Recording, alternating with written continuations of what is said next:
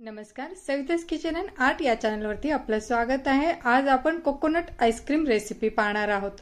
अगदी कमी साहित्यामध्ये हे आईस्क्रीम छान अगदी क्रीमी टेस्टी असं तयार होतं। तर चला यासाठी लागणारे साहित्य व कृती बघूया। 1 लिटर दूध, फुल फॅट क्रीम दूध आहे, न तापवलेला आहे व हे अर्धा ओला नारळ। हे नारळ आपण कट करून घेऊन मागचं ब्राउन काढलं तरी चालेल किंवा स्कूपरनी आपण खवून घेऊन फक्त आपल्याला पांढरा भाग घ्यायचा आहे व इथे 8 टेबलस्पून साखर घेतला आहे। 1 लिटर दुधाला 8 टेबलस्पून साखर पुरेसा आहे। गॅसच्या शेगडीवरती एक जाडबुडाचं कढई ठेवून घेऊन त्यामध्ये पाव वाटी पाणी टाकून घेऊया व त्यामध्ये आपण घेतलेलं 1 लिटर दूध टाकून घेऊया। कढईमध्ये पाणी टाकल्यामुळे दूध आपलं कढईला चिकटणार नाही व दूध आपण सतत चमच्याने हलवत अर्धा लिटर उकळून घ्यायचं आहे। अर्धा लिटर आपल्याला आटून घ्यायचं आहे। सतत चमच्याने गॅसची शेगडी कमी जास्ती करत आपल्याला दूध आटून घ्यायचं आहे। दूध सोडून इतरत्र कुठेही जाऊ नये, नाहीतर दूध उतू जाईल। दूध उकळेपर्यंत आपण इतर कामे करून घेऊया। नारळ आपण खवून घेऊया। तुम्ही पाहू शकता या पद्धतीने स्कूपरनी आपल्याला या नारळाचा पांढरा भाग फक्त काढून घ्यायचा आहे। असं हे नारळ पूर्ण आपण खवून घेऊया। यावेळी आपण जे नारळ पाणी पितो त्यामधली ती जाडसर मलाई सुद्धा घेतली तरी चालते, त्याची टेस्ट आणखीन वेगळी लागते। या पद्धतीने आपण सगळा ओला नारळ खवून घेऊया। इथे आपण सर्व नारळ खवून घेतला आहे। 4 टेबलस्पून मिल्क पावडर घेतला आहे, 1 टेबलस्पून कॉर्नफ्लावर व अर्धा वाटी दूध। कॉर्नफ्लावर व दूध याची पेस्ट करून घेऊया व दूध व कॉर्नफ्लावर या पेस्ट मध्येच आपण मिल्क पावडर टाकून घेऊया व या तिन्ही याची एक छान गुठळ्या न होऊ देता पेस्ट करून घेऊया। जर तुम्हाला हे आईस्क्रीम उपवासाला खायचं असेल तर तुम्ही कॉर्नफ्लावर टाळून आपण 4 टेबलस्पून मिल्क पावडर घेतला आहे, तर यात आणखीन 2 टेबलस्पून मिल्क पावडर टाकून घ्या व दुधात मिक्स करून पेस्ट तयार करून बाजूला ठेवून द्या।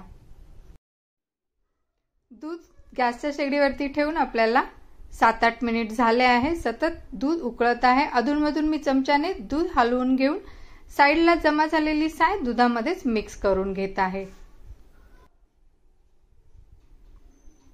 खवून घेतलेलं नारळ आपण मिक्सरच्या भांड्यामध्ये टाकून घेऊन याची पेस्ट करून घेऊया। पेस्ट करून घेताना यामध्ये अर्धी वाटी दूध टाकून घेऊया व याची बारीक अशी पेस्ट करून घेऊया। दूध बऱ्यापैकी आटून तयार आहे। दूध आपलं 1 लिटर दुधाचं अर्धा लिटर दूध आटून तयार आहे। यामध्ये आपण घेतलेलं कॉर्नफ्लावर आणि मिल्क पावडर याची पेस्ट टाकून घेऊन दुधात हलवून दूध परत 5 मिनिट उकळून घेऊया। कॉर्नफ्लावर और मिल्क पावडर छान असं मिक्स करून घेऊन शिजून घेऊया। तुम्ही पाहू शकता दूध छान असं घट्ट तयार झालं आहे। यामध्ये आपण घेतलेल्या 8 टेबलस्पून साखर टाकून घेऊया। साखर तुम्ही तुमच्या आवडीने आणखीन कमी जास्ती करू शकता।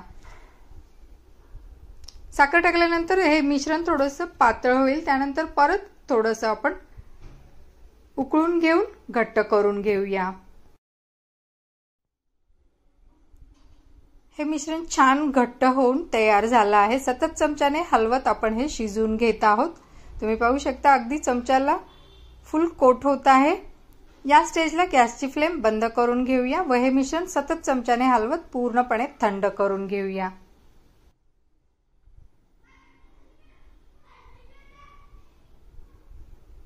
मिश्रण पूर्ण थंड झालं आहे। थंड झाल्यावर थोडंसं घट्ट पण झालं आहे।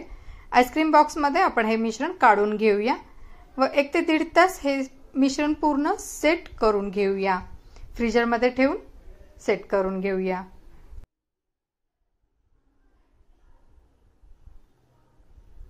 आईस्क्रीम छान सेट झाला आहे। सुरी आरामात आत जातीये म्हणजे आपला आईस्क्रीम पूर्ण छान सेट झाला आहे। आपण हे आईस्क्रीम सुरीने कट करून घेऊया किंवा हँड मिक्सीच्या विस्करनी ब्रेक करून घेऊया, म्हणजे आपण हँड मिक्सी फिरवताना आपल्याला आईस्क्रीम आरामात फिरेल, त्रास होणार नाही। जर हँड मिक्सी नसेल तर तुम्ही सुरीने हे आईस्क्रीम कट करून घ्या, छोटे छोटे पीसेस करून घ्या व मिक्सरच्या भांड्यामध्ये टाकून फिरवून घ्या।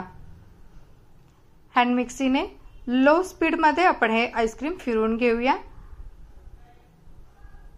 आईस्क्रीम छान फिरून झाले की यामध्ये आपण खोबऱ्याचं जे पेस्ट करून घेतलं होतं ते टाकून घेऊया। 1 लिटर दुधाच्या मिश्रणामध्ये आपल्याला अर्धा नारळ पुरेसा आहे। जर तुम्ही ते ओल्या नारळाचं पाणी जो आहे तो नारळाची मलाई जर घेतली तर तुम्ही 1 नारळाची मलाई पूर्ण घेऊ शकता।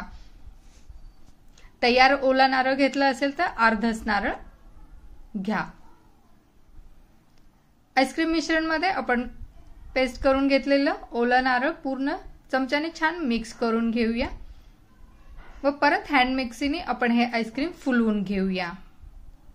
फुलून घेतलेलं आईस्क्रीम 8 तास आपण फ्रीजर मध्ये ठेवून घेऊन सेट करून घेऊया। आईस्क्रीम छान सेट होऊन तयार आहे। असे गोल भाजी वाटण्याच्या चमच्याने आईस्क्रीम काढून घ्या किंवा आईस्क्रीम स्कूपरने आईस्क्रीम काढून घ्या। असे हे छान क्रीमी टेक्स्चरचं आईस्क्रीम तयार होते। यामध्ये आर्टिफिशियल कलर किंवा इसेन्स आपण काहीही न वापरता अगदी हेल्दी टेस्टी असा आईस्क्रीम तयार झाला आहे। तुम्ही नक्की हे आईस्क्रीम तयार करून घ्या। तुम्हाला ही माझी रेसिपी आवडल्यास लाईक, शेअर व माझ्या चॅनलवर नवीन असाल तर सबस्क्राइब नक्की करा। धन्यवाद।